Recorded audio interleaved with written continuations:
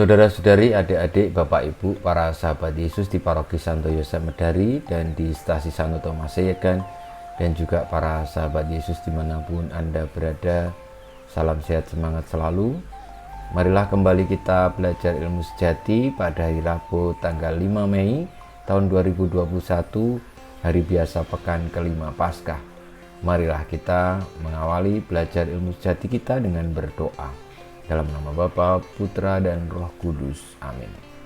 Allah Bapa pemulih dan pemurni hidup, Engkau telah melepaskan kami dari kegelapan.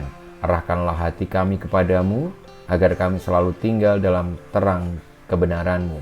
Dengan pengantaran Yesus Kristus Putra-Mu Tuhan kami, yang bersama Dikau dalam persatuan Roh Kudus hidup dan berkuasa, Allah sepanjang segala masa.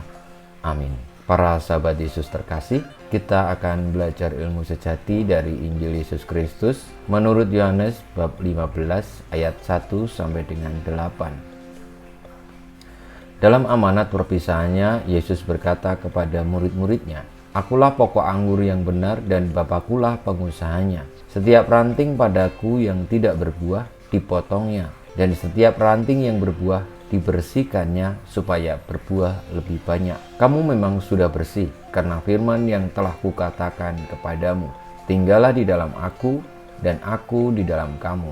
Sama seperti ranting tidak dapat berbuah dari dirinya sendiri kalau ia tidak tinggal pada pokok anggur, demikian juga kamu tidak berbuah jikalau kamu tidak tinggal di dalam aku.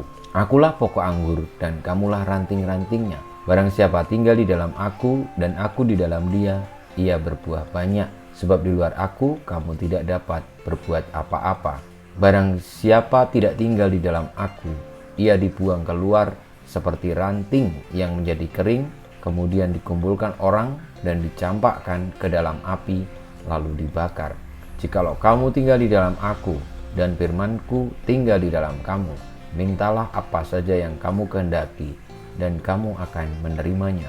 Dalam hal ini Bapakku dipermuliakan, yaitu jika kamu berbuah banyak, dan dengan demikian kamu adalah murid-muridku." Demikianlah Injil Tuhan kita, terpujilah Kristus.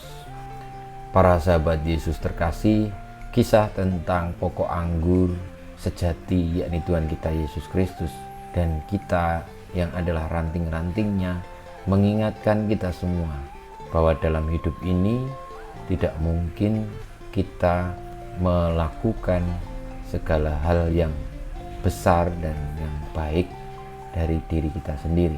Meski kita memiliki kebebasan, namun kita masih memerlukan kekuatan, penopang, dan juga berkat dari Allah sendiri. Sebagaimana digambarkan dalam kisah kejadian, kejatuhan manusia ke dalam dosa oleh Adam dan Hawa yang digoda oleh iblis, itu juga menyertakan kebebasan manusia. Namun kebebasan itu disalahgunakan dan justru digunakan untuk melawan Tuhan.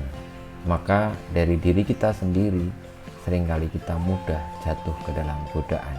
Namun di dalam Tuhan Yesus kita mampu melakukan karya-karya baik dan benar hingga akhirnya menghasilkan buah.